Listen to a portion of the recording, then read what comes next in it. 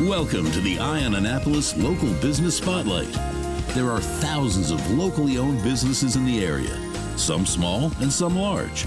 Some you may know and others you don't. But one thing they all have in common is a great story, and we want to share it with you. Join us every Saturday as we talk to the founders, the owners, and the managers of local businesses you have come to know and love, and those you will come to know and love. Now here's your host, John Frenay, with this week's Local Business Spotlight. We're here at Rise Up Coffee, and sitting across the picnic table from me on a somewhat chilly day is Chris Barber, who is the chief nerd at Cheaper Than A Geek, based about in Crofton. And you guys are up on SB Court. That's a little gold mine of places back there. I know Titan Hospitality's back there. They are, yeah, across the street basically. Yeah, PCR Roofing. I just talked to them the other day. They're back. They're back there. So, but you're not just there. I mean, you're kind of all over the place. And you and I first met, I guess it was through Leadership Anne Arundel. You went through before, and you were actually president of the board, I think, when I did my class back in 21. You're right. Yep. We wanted to really find out about the story about Cheaper Than A Geek. And actually, you helped me out because I know I had a problem with my, there was something on my server that I did that wasn't in your thing. And you had recommended somebody that was fabulous. And it was, I said, you really don't need us, but we'll do it. And I said, I feel more comfortable when, somebody else has some expertise in doing it as opposed to pushing the button. Absolutely. But tell me about Cheaper Than A Geek. I mean, it's got a great name. And I mean, you obviously looked the part. And that's in a loving way. I mean, the spiked hair and everything else. How did this all start and when? Sure. So in the late 90s, I was contemplating a career change. From what? I used to be an auto theft investigator. Auto theft investigator? Yep, super fun. So I was helping track down stolen cars that didn't want to be found, and it was super fun. It was super exciting. We were using technology that didn't even exist in America. I had to buy these boxes from Canada to figure out where cars are. Nowadays, you can't buy a new car without being able to see where it is in an app. I was just talking with Subaru yesterday, and they said that they had a car at one point stolen off of the lot. They were able to locate it and disable it. Yeah. Like auto theft. Like, okay, just go pick it up. Yeah. Hopefully it's not damaged. Exactly. It got weird. And that was kind of the catalyst. Was I noticed that a lot of my colleagues at like DC PD auto theft and Montgomery County auto theft were getting reassigned. And the auto theft divisions were shrinking and or going away. And I was like, ooh, sooner or later, I need to do something different. So were you a cop? I wasn't a cop. Nope. Okay. But I actually went to school. I'll go even further back. I went to school to be a homicide detective. Oh, interesting. And I'm not a studious guy. Almost nobody knows this story. So first time ever, I was in school and was enjoying it and doing really well. I was like the head of the class. But I'm deaf in my right ear. Okay. And I just happened to mention that to the instructor one day. And he said, you got a problem because you have to be a patrolman for 3 years before you can actually be a detective. And I said, yeah, I understand that. I'm good with that. I'm okay with that. And he said, well, you're deaf in one ear. You can't discern where a call for help is coming from. And I was like, that's true. Somebody says Chris, you'll see me looking everywhere. Right. Like, I have no idea where they're calling from. So he's like, I might be able to get you like an Americans with Disabilities Act accommodation, an ADA accommodation, but let me check. So he checks into it. He's like, can't do it. It's a personal safety thing.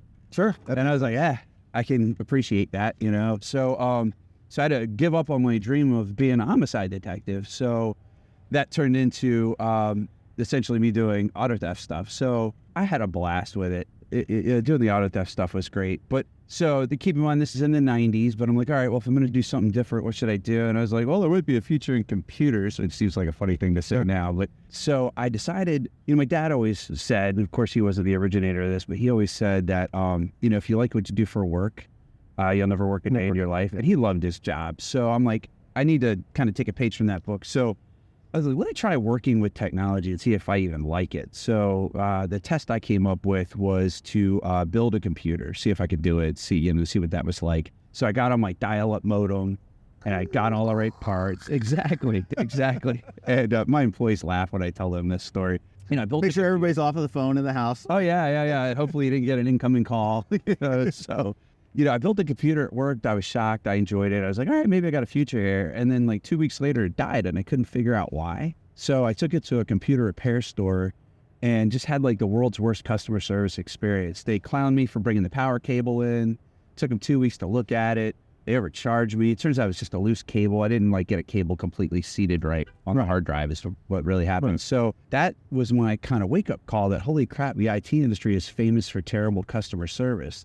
This 25 years ago. And I'm like, it's still kind of the case today. But so I was like, if I start an IT company that treats people properly, has upfront pricing when you can do it, speaks English, not nerd, all that good stuff, we're going to be very different than what's out there in the marketplace.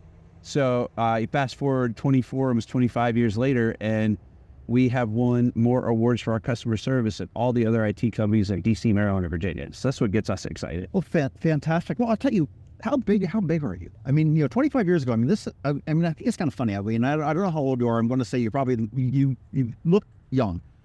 So I'll take that. Okay, how old are you? You're not a woman. 46. Okay, so 25 years ago, because you're a kid. Yeah. And you're pissed off at somebody that is dissing you because you had a cable loose. Yep. That's pretty fresh. I'm kind of like that. I've got another story for you that kind of dances around that. We applied for our trademark quite a number of years ago. I don't know, 15 plus years ago. And Best Buy opposed the mark. Geek Squad. Right. You got it. So the fun fact about how I came up with the company name in the first place is when I was trying to decide the name of the company, I used this ancient marketing tool to do research. It was the phone book. So I opened up the phone book and I looked at what my competitors were called, and most of them were geek or nerd or something in the title. So like some folks thought, you're making fun of Best Buy. No, I was making fun of everybody. So Best Buy opposes it. The trademark process is very transparent. So I was able to see that prior to our situation, they had 42 cases. They won 41 of them, and they settled one. And I'm like, well, that's not good odds here. Right. The one that they settled, I called that attorney, and she told me that they settled the case where they would only operate within like a 5-mile radius. And I'm like, dude, we're not going to do that. That'll kill us. That's right. Not going to happen. So I threw down with Best Buy, and it was a 3-year court battle, federal court.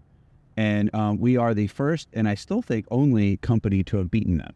So we won, which was awesome. If I was a betting man, I'd say that if we fast forward into the future at some point, you're probably going to be around here more longer than Best Buy will be. I think so. I don't think that's a bad.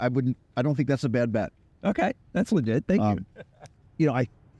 You look at the Italian corporates, and then I have no, and I'm not dissing necessarily on Best Buy, but I have no patience for, we'll say the big boxes and the corporate things. It's like, because I think that any community starts on a main street, and whether that's SB Court up in Crofton or Main Street in Annapolis or wherever it is, but it's the local small businesses, okay? Because if I hire you, I give you $100 or whatever it is, okay, you're going to take whatever you get out of that, and you're going to spend it at Rise Up Coffee and buy coffee, and you're going to go to, some other locally owned business and put it right back into the community, sponsor a baseball team, or, it doesn't matter. Yeah. So how big are you? How many employees do you have? We're huge, man. There's 9 of us. 9? Yeah. Wow, man, you're like 9 times bigger than me. Dang. It's funny, for years I was joking, the industry keeps getting more and more efficient. And, for a while there, we were stuck at 3. And I had the business to support 4, but we got more automation than I didn't need 4. So it was like, I felt like I was on a little treadmill for a while there. I was like, wow, all right. Technology that's advanced. And certainly, gosh, I know, all the years that you've been in this, it's got to blow your mind. And the latest thing, obviously, is AI. Boy. And I'll have to play after we're done just an amazing AI thing that I think is Google just launched it. It's Notebook LM.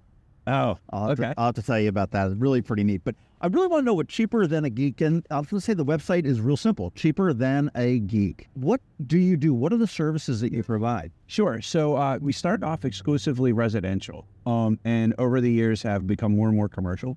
So we're about 85% commercial these days. We still do residential. Well, what involves in residential? Is that it's your computer's broken, you got a virus, you need something set up, new computer set up. Networking, you got Wi-Fi issues, whatever kind of problem you might have. And then we've actually figured out a way to scale the security services that we offer companies to homeowners. So, we actually can provide enterprise-grade security. But so you said with the businesses, you Yep. essentially can do the same thing that you do at home. And you talked about enterprise security. Yeah, so we got, as you might expect, businesses need really good security. We figured out how to make that a palatable price point for homeowners. So we also offer that to, our residential clients, for those that want it. We actually won an award years ago when I was in leadership in Arundel, because that was kind of a novel concept to take enterprise grade security and even offer it to, a grandmother in her home, but like everybody needs to be secured. I mean, if you're doing online banking, for example, you don't want to get compromised. So What's enterprise security entail?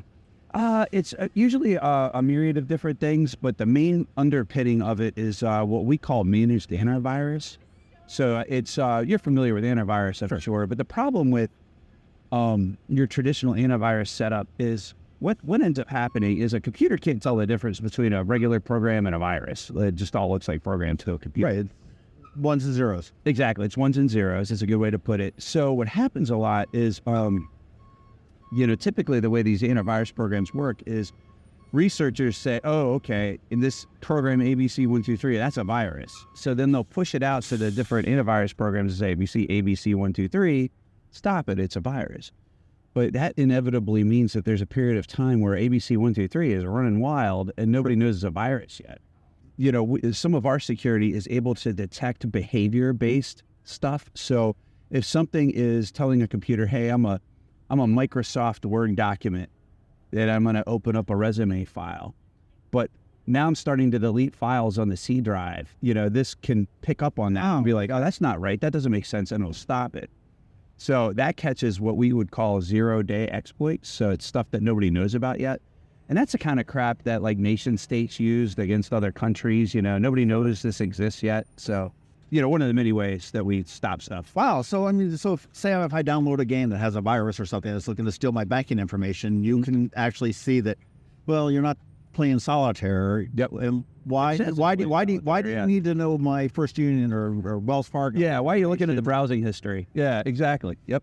Interesting. Pretty cool. I like it. But you said 8% of your business is probably now commercial. It is, yep. So what's your sweet spot on businesses? I mean, there's small businesses, large businesses. Yeah, doesn't matter. There's a few things that make us unique. One is we do Windows and Macs. A lot of IT companies do one or the other. We do both. I personally use both myself. And then the other, probably more important way of looking at things is we specialize in the smaller small business space. So that's generally 1 to 10, 1 to 20 person companies. There's kind of a vacuum of competent IT support at that level. Our industry's funny. It takes, from our perspective, it takes about the same amount of effort to support a 3-person CPA firm as it does to support a 30-person CPA firm. Yet you're going to make a lot more money on that 30-seat CPA firm. So the talking heads in our industry rightfully tell us, hey, you got to chase these larger firms, don't get a doctor's office, go after a hospital system, that kind of stuff. And it's, to be fair, it's good advice, but, small businesses is a backbone of the economy. I mean, we're a small business, and people get excited about Google and Apple and Microsoft as being these giant companies, but most of commerce is flowing through little companies like yours or mine, and I get excited about that because that's who we are. So to be honest with you, it's not a job to me because I get to interact with the small business community all day long. So I love it. Very similar to me. I mean, I love getting out here talking to these people for these local business spotlights and finding out. I mean, you look at Anne Arundel County, it's such a wealth of businesses and organizations that you just learn so much more about. And again, there's this dearth. The big companies, yeah, they've got them. They've got the IT people on staff and everything else, but the little guys are just as vulnerable too. Yeah, and they're starting to get singled out because the bad guys know they're more vulnerable. So they're even a bigger target than they used to be. Wow. How do you work? I mean, you talked about doing it cheaper than a geek. Mm-hmm. No offense to you, Best Buy, but I mean, how do you work? I mean, is it a retainer type of a basis? Is it an hourly basis? Is it a job basis? That's a good question. So we actually, so we hang our hat on the good customer service thing, and there's like a million ways you get there. It's not like one thing we do. But one of them is we give clients a choice. And most IT companies will say, okay, here's our offering. You can do this or we're not going to work with you. We believe you should have a choice. So we really have 3 different ways we can engage with a client. We can do, on the cheaper end of things, we can do what we call a break-fix relationship. So you got a project you need some help with. hey, can you move our email from Google G Suite to Office 365? It's a one and done affair. We do that. We also offer on the higher end of things a all-you-can-eat package where we'll do the maintenance and security for you, and all your service calls are included. To be fair, software updates and all that stuff, yeah. And it's very all-encompassing. It's a little spendy for the small business space. Well, it also depends on what your exposure is, I guess, in the small business. That's very true. And sometimes there's regulations and stuff that... Right. I mean, if I'm a one-person financial planner, I probably need something a little bit more secure. Yeah, very true. Than selling, rubber duck used underwear on Etsy or on OnlyFans or something like that. Exactly. By the way, that's a really poor business model to go with that. I've contemplated it, but I gave up. But what most of our clients do is we have an offering in the middle where we do the maintenance and security in a proactive way, like you were alluding to. And service calls are additional, but usually that works out to be a better price point for folks, and it kind of gets everybody on the same page. So our retention is sky high because really, the way that works is if you got a client on a plan like that, they're not going to call you when they have a paper jam. They're going to clear the paper jam. They're going to go about their day, because they don't want an unnecessary service call. Right. And then from our perspective, we want there to be value associated with that maintenance and security. So you should have less of a need for service calls. So it kind of puts everybody on the same page and makes for a great relationship. So that's what most folks do. But we'll do any of those three. I mean, it does make all the sense for me with a business that you've got my basic safety is set. Yep. But when the crap hits the fan, yep, I can call you and you can come in and take care of it. Yeah. You got it. That's wild. Yeah. You call yourself the cheap nerd, which is fair enough. And I mean, you do look the part. You've got the spiky hair. Is this a permanent look? It's funny. I mean, when you go to church on Sunday or when you go out to dinner with your wife or something like this, I mean, is this the part we're looking at, or do you go unnoticed? It's hard to go unnoticed looking like this, but there's two funny stories around that. First of all, I've been wearing my hair like this for probably like 20, 30 years, but it used to be a fifth of the height. And when COVID happened, nobody could get a haircut.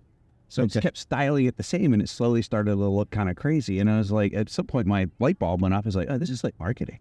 So when we could all finally get haircuts again, I was like, I don't think I'm going to do that. So you're looking at... People are going to get haircuts, and you're going to get moose. Exactly. So this is as high as I can wear my hair and still fit in the cars. So this is what I do. But, it was a funny... So the short answer to your question is I wear my hair like this 5 days a week on the work days, right? And I never thought twice about it. On the weekends, I'll probably put a baseball cap on. But I threw my daughter a couple of years ago a high school graduation party at an axe throwing place. And I had family and friends and some work people come. Earlier that morning, I had a quick sales call that I had to do. So I had my hair up. Then I wasn't thinking about it. I just went to the thing. So like family member after family member is coming up to me and is like, what's wrong with your hair? And I was like, oh, this is what I usually look like. Like they had no idea. I thought it was funny. You ever heard of the band called the Sex Pistols? It's my moonlight.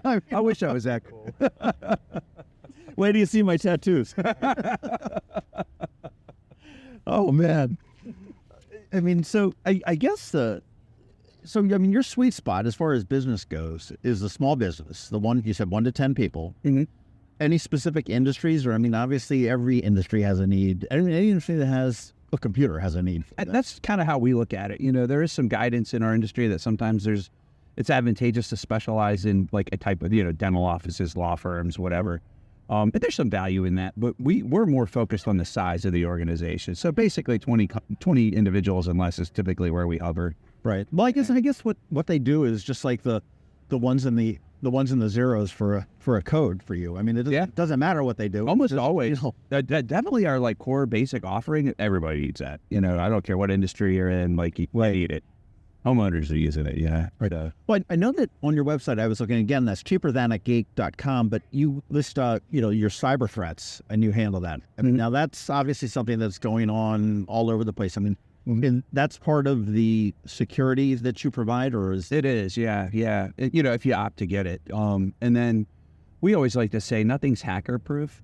So we got some really good products and services in place that really help make you a small target. But nothing's foolproof. So we always like to recommend as a piece of the puzzle that you got some sort of really good data backup. And then should disaster strike, you're still okay. It's still protected. It may be down for a while. And Yeah. But, it's, you heard about that big hack with Baltimore City, and they were taken down for a long time. And paid a lot of money to get out. yeah, they did. And then I didn't talk to any of their IT people, but I can tell you based on the way that went down, they had no backups. No good backups, so like if they had good backups, they wouldn't have had to do any of that. Yeah, my son does cyber, and he was during that whole thing. He was saying, he says they just, instead of dicking around, they just need to pay him. Yeah, he said these guys don't care about your system. They just want their money. Yeah, and it's funny. There's an honor among thieves. They will. If you pay them, they will deliver. Like right. they don't. Here's the unlock code. Yep. That's just the strangest dichotomy. I mean, they're obviously crooked individuals, but they will honor their. Well, yeah, that's what my son said. Is that they just wouldn't get their money and get on to the next person. Yep. And if they don't get the money, then okay, that's fine. Deal with what it is. I'm on to the next person. Exactly. That's wild. That's wild. Well, I'll tell you what. Looking ahead, talking into the cyber that you're into, what is the biggest threat right now to businesses and maybe I guess to homes that we need to be worried about? What if I run down to Computers R Us or whatever it may be, and I just buy a new PC or a new Mac or whatever it is, go home. What should I be concerned about before I go on to whatever? Well, the short answer is everything. But as far as like what to focus on, a lot of people sleep on how important email security is. A lot of attacks are coming through by way of email, and they're getting... And that's the phishing with the P? Yeah, exactly. Yeah, the PH. So like one of the things we offer clients is simulated phishing. So we'll send them phishing attacks and then report back and say, hey, Susan in accounting, Gerald, in sales development clicked on stuff. We sent them some training videos, but because you could have the best security in the world, but if you got people clicking on things that they're not supposed to be, you could have all kinds of problems. So we place a high value on email security. So there's filters we can put in place to help mitigate a lot of that. But also, your weakest link is always, people. So there needs to be training around that. So a lot of it's that. And then the other, I guess secondary, but definitely important is fictitious websites.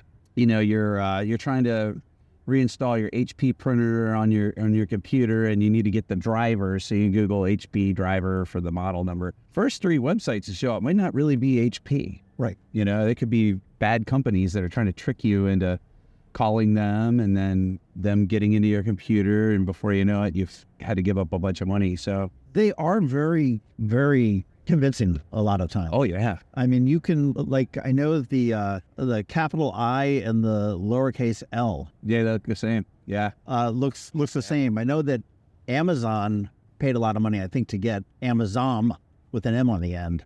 Oh. Back because somebody took it and was doing some kind of some retail, and it was close enough that they that they did. I remember one time I was and I wasn't on any of those websites, but I got an email that looked very legitimate, and I'm very skeptical as a person. I'm like, oh, this is bull. Well, no, it's bull. I went back like 3 or 4 times. I'm like, I better look into that. And I clicked it, and I still had a PC at the time, and it, like when you play solitaire in the PC, and how it ends, the cards cascade. Yeah. This is what it opened up thousands of browser windows. Yeah. And there was aborted fetuses, there was porn, there was there was all just, it was coming at me like boom, boom, and I had no idea what to do, and I unplugged it. Yeah, what do you do, right? That's it. And we had to figure out how to straighten that out. But I guess my advice, I always tell people is to be very, very skeptical. Especially if you get an attachment. Yeah. Attachments and links, they're getting really good. And like even now, like some of the ways they're getting around some of the email filter security is the link goes to a QR code. Well, the security software is like, okay, it's a QR code, no big deal. It's not a virus-infected website, but then you scan it with your phone and you end up on a virus-infected website.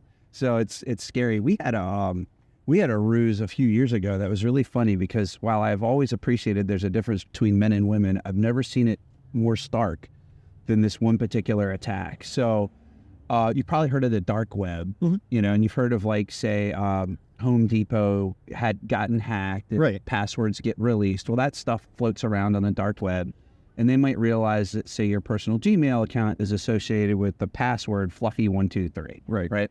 So the way this con works is you get an email that basically says, hey, I've compromised your webcam. I've caught you doing bad, naughty things on websites you shouldn't go to. And I've got your entire contact list. And unless you give me a Bitcoin, I'm going to send videos of you doing this. See your work and all that. Yeah, right, exactly. Right. To everybody you know. I always go back and say, okay, I said, you're golden to do one. I want to cut on the revenue. Yeah, exactly. I want a piece of the action. So, and then to give the ruse some credence, they say, because we know your password is fluffy123. And that usually makes people go, well, how the hell did they know that? So the men that call it, well, the women that call it in are like, hey, I got this email. It's obviously some sort of fraud, but I'm a little worried that they know about fluffy123, and we explain this on the dark web. There's stuff we can do to find that stuff and tell you about it so you know to change your passwords, which, by the way, this is why you should never have the same password for more than one thing. But I'm horrible with that. Most people are. Yeah, we're all humans. Yeah. But that was the women that called it. The men called in for freaking out. Like, oh my God, I can't let this happen. I'll be ruined. I'm like, alrighty. Well then. Well, I did see where they were, another one that I can't remember who sent out an alert, a fraud alert, very similar to that. And in addition to the password, what they were doing is they were showing a Google street images view of their house. Yeah, I've heard that. Yeah. And it's like, whoa. Yeah. That's stalkers. You know, where did this come from? So it kind of leaves some credence.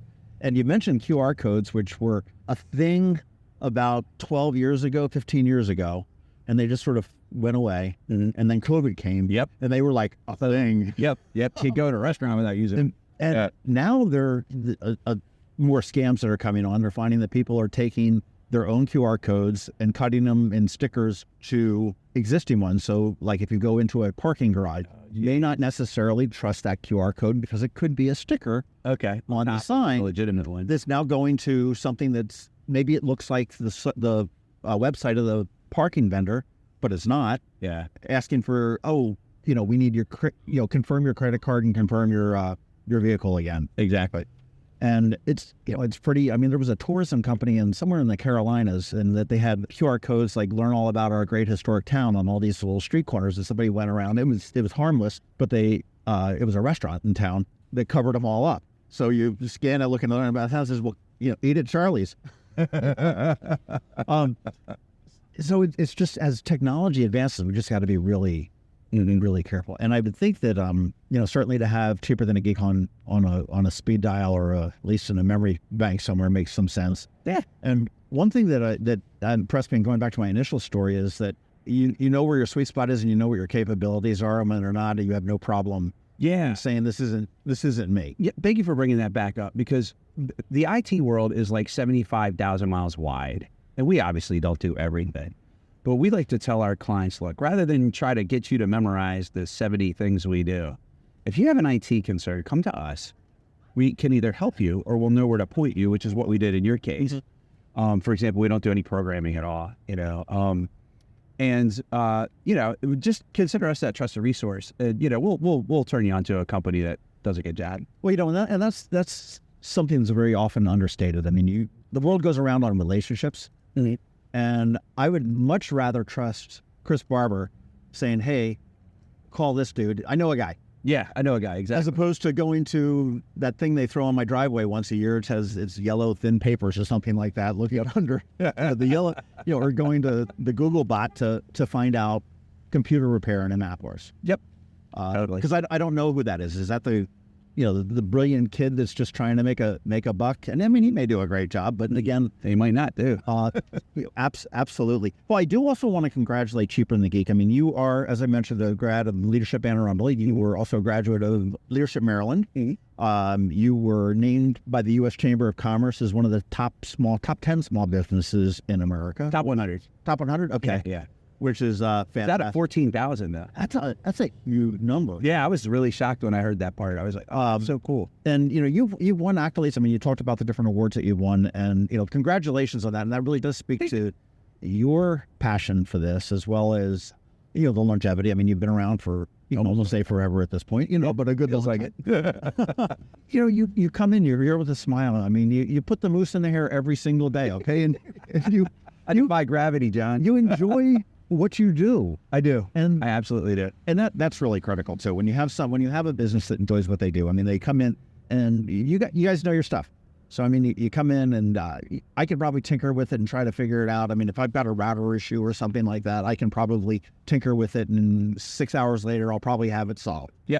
Or we could have come out and 30 minutes later, you did. Could have been on your third beer at the end of the day. Exactly. We've all been there. To figure that out. But, but congratulations on building such a successful company right here. It's always been here in Anne Arundel County. Mm-hmm. For anybody that has any computer need, I will say any, that's probably the first call. Give Cheaper Than A Geek, because Chris and his team will tell you no, go away. We don't do that. In a much more polite and customer service. Well, we know a guy, right? If it's not us, we know a guy or gal. Or if they can help you, they certainly will be able to come out. Or I guess, can we bring stuff to you? Oh yeah, absolutely. Yep. We always ask that you schedule that, but yeah, totally. Right. Well, I mean, you guys are out and about. You may or not be there. So yep, that's this is fantastic. Congratulations, and I look forward to hearing about more about Cheaper Than A Geek in the future. Oh, speaking of the future, what are your future goals? I mean, at one point you were going from a homicide detective, and now you're a chief nerd. But I mean, do you have any growth plans? Are you looking to work in other areas? I mean, do you only service Anne Arundel County? Yeah, we're mostly in Anne Arundel County, but we technically service D.C. to Baltimore. We do have clients in almost every state, but the vast majority of them are in Anne Arundel County. Okay. These days, so much of what we can do can be remote. So we have fun with that. But yeah, we're just slowly expanding. Basically, I always thought it would be fun to marry up the investigative background with the IT background at some point, and I haven't figured out quite what that looks like yet. But maybe in retirement, I'll be some sort of an investigative nerd. There you go. We'll see. Again, once more, cheaperthanageek.com. And again, based up there in SB Court in Crofton. If you've got a computer need, give them a call. Yeah, please. Thank you, John. This is fun. Cool. Thanks for listening to this week's Local Business Spotlight. Please make sure to visit eyeonannapolis.net for all your local news, events, and opinion.